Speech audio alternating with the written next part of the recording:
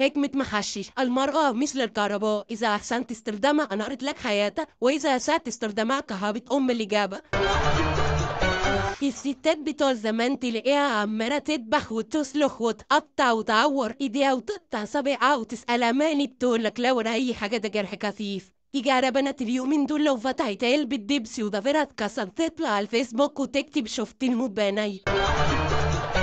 وعد يسألوا واحدة حبيبته، تقول لها حبيبتي ليه كل ما أسألك تجاوبي لي السؤال بسؤال؟ قالت له مين قال لك كده؟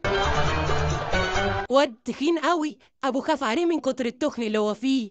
قال له بقول لك ايه يا ابني، انا اشتري لك بسكريت تعمل عليه شويه رياضه كده ورجيم عشان تنزل وزنك، ده السمنه دي مش حلوه عشان الوضع انه ماشي يا بابا. وراح اشترى له بسكريت، راح وخير الوضع ده بيها في الشارع اللي ورا، بقى يقدرها بالساعه وبالفلوس اللي بيقدر بيها بيروح يشتري بيها شويه. واحدة اتصلت على حبيبها، قالت له الحقني يا حبيبي. قال لها خير يا حبيبتي؟ قالت له الاسبوع اللي جاي في ناس جايين يخطبوني. قال لها طب انت عارفه انا مفتري في الحلويات، لو جابوا معاهم بسبوسه كلين حق على جنب.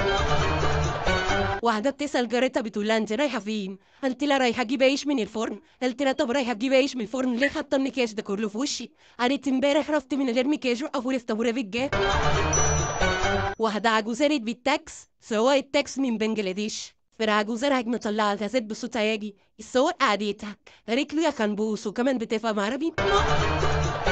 واحدة شافت جوزها قاعد بيسمر فقعدت تستر معاه شوية وراحت معيطة. جوزها بيقول لها مالك؟ قالت له كل صحباتي اتجوزوا إلا أنا. بنت السيارة راحت مع مامتها فرح، تاهت من مامتها، فالناس اللي في الفرح بيسألوها هي ماما نفسها ايه؟ قالت لهم لابسة فستان خلق. واحد بيقول لصاحبه حاجة غريبة، ايش والله العيل دلوقتي عنده 9 سنين ويكلمك على مميزات ايفون اكس كأنه مولوده مع الايفون، وانا لما كنت في عمره كنت فاكر ان موزيه ساكن جوه التلفزيون. واحد راكب عربية 128 كحيانة خالص وكاتب على الإزاز بتاعها من ورا الباب ب1,000,000 دولار. معدي واحد مع عربية مرسيدس، شاف الرقم ده راح قال له اركن على جنب.